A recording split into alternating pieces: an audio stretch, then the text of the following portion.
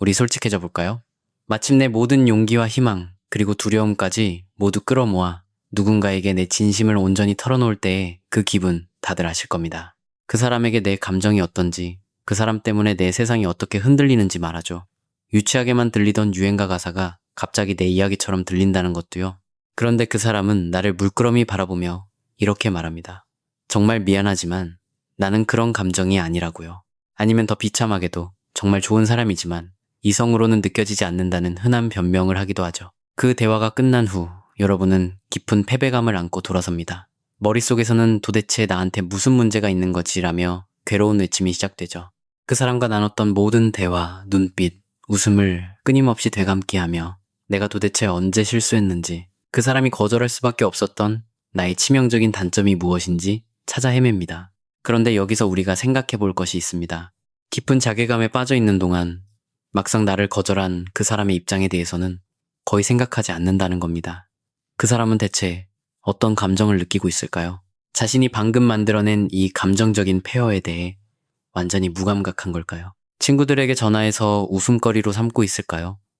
아니면 그 정중한 거절 뒤에 우리가 모르는 더 복잡한 감정들이 얽혀 있는 걸까요? 오늘 우리는 자주 외면당하고 나는 바로 그 감정에 대해 깊이 파헤쳐 보려고 합니다. 거절하는 사람이 느끼는 혼란스럽고도 놀랍도록 인간적인 감정들에 대해 이야기할 겁니다. 왜냐하면 그들의 입장이라고 해서 항상 마음이 편하고 즐거운 것만은 아니기 때문입니다. 그들의 관점을 이해하는 것은 상처를 치유하는 첫걸음이자 어쩌면 여러분 자신을 조금 더 잘 이해할 수 있는 계기가 될 것입니다. 첫 번째로 그들이 느끼는 초기의 충격과 불편함에 대해 이야기해 봅시다. 누군가 방금 자신의 감정을 고백했습니다. 이때 거절하는 사람의 첫 반응은 보통 잠깐, 지금 무슨 일이 일어난 거지 하며 당황하는 것입니다. 당신이 자신을 좋아한다는 사실에 놀라서가 아닙니다. 두 사람 사이의 관계역학이 극적으로 변했기 때문입니다. 어느 정도 눈치를 채고 있었다 하더라도 그것을 직접 말로 듣는 순간 현실로 훅 다가오게 되니까요. 이것은 페인트 조심이라는 표지판을 보는 것과 실제로 덜 마른 페인트를 손으로 만지는 것의 차이와 같습니다. 전자가 머릿속으로만 아는 것이라면 후자는 즉각적이고 수습하기 힘든 현실입니다. 그리고 갑자기 그들은 곤란한 상황에 부닥치게 됩니다. 그들은 어떻게든 대답을 해야만 합니다. 그냥 대답이 아니라 섬세하고 사려 깊으며 상처를 최소화할 수 있는 대답을 찾아야 하죠. 솔직히 말해서 나는 같은 마음이 아닌데 상대방이 사랑을 고백해 올 때만큼 어색하고 난감한 상황도 드뭅니다. 마치 인간관계의 지뢰밭을 걷는 것과 같습니다. 그들은 당신의 감정이란 지뢰를 밟지 않고 무사히 빠져나가기 위해 필사적으로 노력하고 있는 것입니다. 두 번째로 밀려오는 죄책감입니다. 이 지점에서 거절하는 사람의 마음은 정말 복잡해집니다. 이른바 공감의 과부하가 걸리는 것이죠. 그들이 상식적이고 좋은 사람이라면 당신의 아픔을 똑같이 느낍니다. 당신이 얼마나 마음을 졸였는지, 말하기 위해 얼마나 큰 용기를 냈는지 알기 때문에 그들은 마음이 너무나 무겁습니다. 당신에게 상처를 주고 싶지 않으니까요. 누구도 다른 사람의 로맨스에서 악당이 되고 싶어 하진 않습니다. 그러다 보면 그들은 왜 나는 저 사람과 같은 감정을 느끼지 못할까 하며 스스로를 자책하기 시작하기도 합니다. 때로는 그들도 진심으로 당신과 같은 마음을 가질 수 있기를 바라기도 합니다. 인간으로서 당신을 좋아하고 함께 있는 시간을 즐거워하며 당신의 장점들을 존중하지만 그 이성적인 끌림, 로맨틱한 불꽃이 도무지 생기지 않는 것입니다.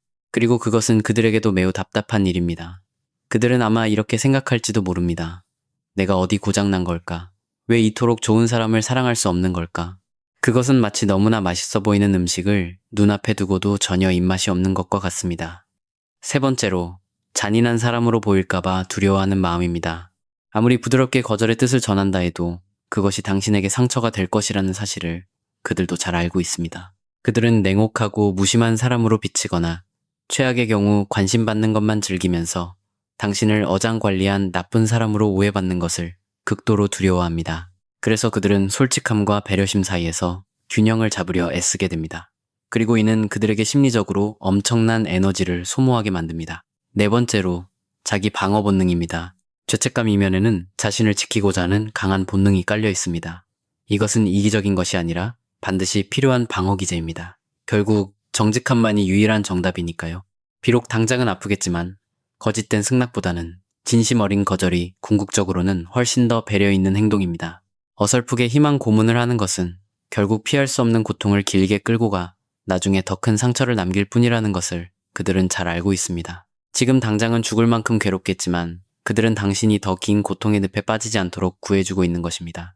때로는 그들이 당신을 다시는 보고 싶어 하지 않을 수도 있지만 그것은 단지 자신의 경계를 유지하기 위한 행동일 뿐입니다. 자신의 감정적인 공간을 보호하고 훗날 누군가와 진실한 관계를 맺기 위한 에너지를 지켜야 하기 때문입니다. 원하지도 않는 관계에 억지로 자신을 밀어넣는 것은 두 사람 모두에게 불공평한 일입니다. 그것은 결국 원망과 좌절을 낳고 마침내는 훨씬 더 끔찍한 이별을 맞이하게 할 테니까요. 이제 엉망이 될 뒷감당에 대한 두려움에 대해 이야기해 봅시다. 현실적으로 생각해 볼까요? 누군가를 거절하는 일은 때때로 피곤한 드라마를 만들어내곤 합니다. 그들은 당신이 어떻게 반응할지, 혹시 분노를 표출하지는 않을지, 겹치는 지인들 사이에서 분위기를 어색하게 만들지는 않을지 걱정합니다. 이것은 당신의 감정을 회피하려는 것이 아니라 모두의 상황을 악화시킬 수 있는 불필요한 갈등을 피하려는 것입니다. 그들은 혹시 모를 후폭풍에 단단히 대비하고 있는 것입니다. 다섯 번째로 책임감의 무게입니다. 일단 거절의 말을 건네고 나면 끝일 것 같지만 그들의 감정적 여정은 끝나지 않습니다. 오히려 이제부터가 진짜 시작이죠. 그들은 기대라는 무거운 짐을 감당해야 합니다. 만약 두 사람이 원래 친구 사이였다면 그들은 예전의 관계로 되돌려 놓아야 한다는 압박감을 느낄 것입니다. 하지만 마음속 깊은 곳에서는 그것이 당장은 불가능하다는 것을 이미 알고 있죠. 적어도 당분간은 두 사람의 우정이 급격하게 변해버렸으니까요. 이 시기 동안 그들은 솔직히 어떻게 행동해야 할지 갈피를 잡지 못합니다. 그들은 스스로에게 묻기 시작합니다. 상대를 피해 다녀야 할까?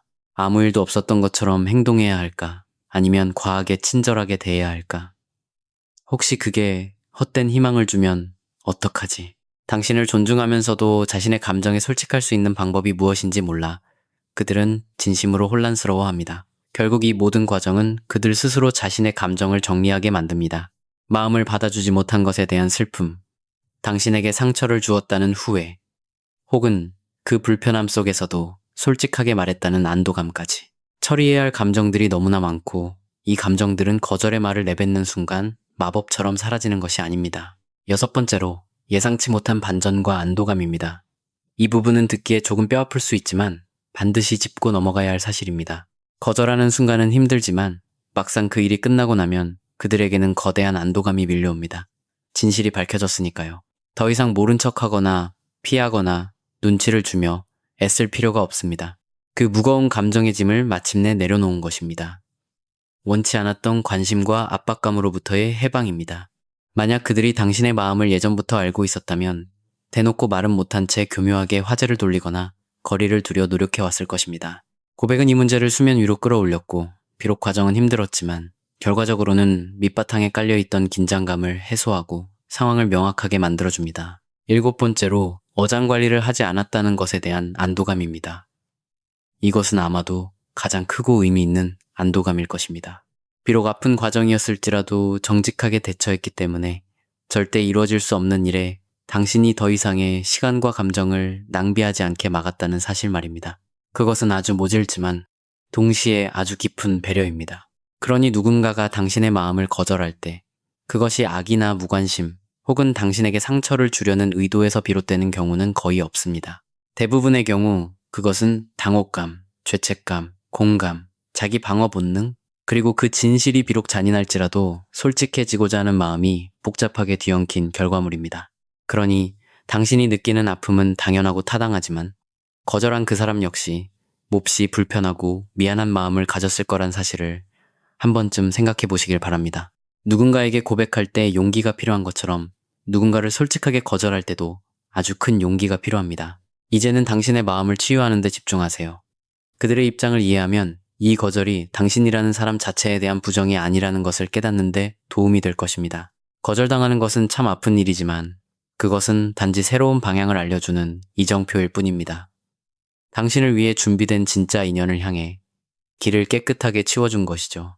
당신과 진심으로 마음이 맞는, 당신에게 꼭 맞는 사람이 어딘가에 분명히 있습니다. 그리고 그 사람이 나타났을 때 그들은 결코 망설이지 않을 것입니다. 그냥 단번에 알아볼 테니까요. 하지만 그때까지는 이번 경험을 통해 배우고 성장하시길 바랍니다. 그리고 꼭 기억하세요. 당신은 의심할 여지 없는 온전한 사랑을 받을 자격이 있는 사람입니다. 오늘의 베스트 댓글은 카우보이 게임즈님이 남겨주신 글입니다. 정말 좋네요. 저에게 꼭 필요한 이야기였습니다. 때로는 가장 필요한 메시지가 가장 적절한 타이밍에 찾아오곤 하죠. 내게 도움이 되는 것들만 받아들여 삶에 적용해 보세요. 이제부터는 당신 마음의 평화를 지키시길 바랍니다.